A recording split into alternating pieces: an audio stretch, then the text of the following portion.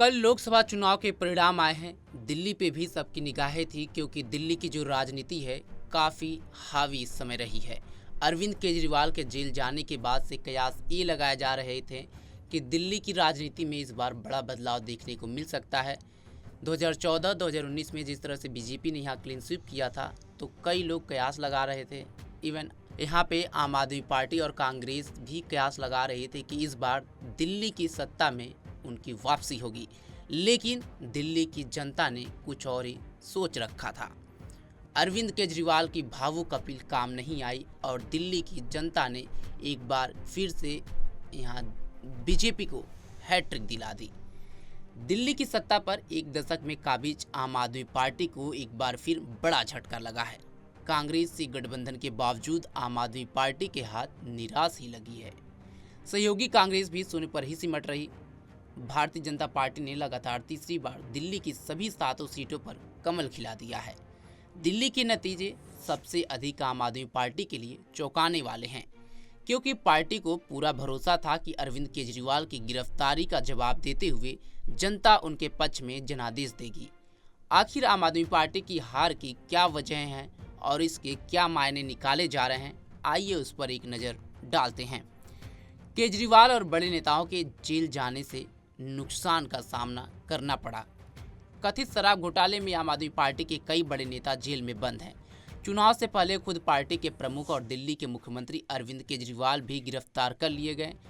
आपके दूसरे बड़े नेता मनीष सिसोदिया 1 साल से अधिक जेल में बंद हैं। एक अन्य प्रमुख नेता सत्येंद्र जैन भी लंबे समय से तिहाड़ में कैद हैं। माना जा रहा है कि इन नेताओं के जेल में जाने से पार्टी को काफ़ी नुकसान हुआ है। दूसरा है कि केजरीवाल को अपेक्षित सहानुभूति नहीं मिली है। अरविंद केजरीवाल की गिरफ्तारी के बाद पार्टी ने जेल का जवाब वोट से कैंपेन चलाया। सलाखों के पीछे केजरीवाल को दिखाकर पार्टी को भरोसा था कि उसके पक्ष में सहानुभूति की लहर चलेगी। इस बार पार्टी दिल्ली में कम से कम 2-3 सीटों पर कब्जा तो जमा ही सकती है।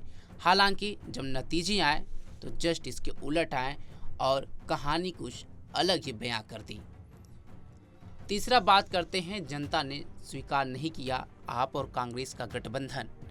ये बात इसलिए उठ रहे हैं क्योंकि वोटों का बिखराव रोकने के लिए आम आदमी पार्टी ने पहली बार कांग्रेस से गठबंधन करके भाजपा का मुकाबला किया।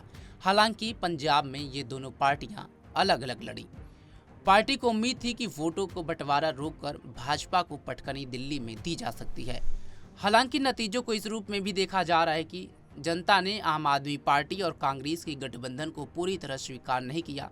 ध्यान देने वाली बात यह है कि दोनों ही दलों के जमीनी कार्यकर्ताओं और कई बड़े नेता भी इस गठबंधन को लेकर सहज नहीं थे, क्योंकि इसके पहले आम आदमी के बड़े नेता अरविंद केजरीवाल तक कांग्रेस के बड़े बड़े नेताओं पर बड़े आरोप लगाए थे और उनको जेल में डलवाने की बात कही थी।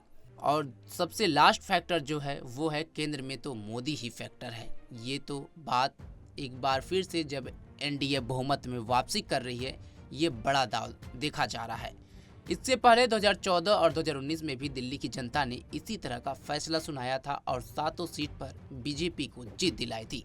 दोनों चुनाव में भाजपा ने सभी 7 सीटों पर कब्जा जमाया था, लेकिन इस दौरान विधानसभा चुनाव में आम आदमी पार्टी को 2 बार प्रचंड बहुमत मिल चुका है। राजनीति जानकार कहते हैं कि दिल्ली में केजरीवाल और केंद्र में मोदी का फार्मूला अपनाया है राजधानी ने, ये दिल्ली की जनता ने। इस पूरे मामले पर आपकी क्या राय है, कमेंट बॉक्स में हमें ज़रूर बताएं। तमाम खबरों के लिए जुड़े रहें हमारे साथ और देखते रहें पंजाबकेसरी.com। धन्यवाद।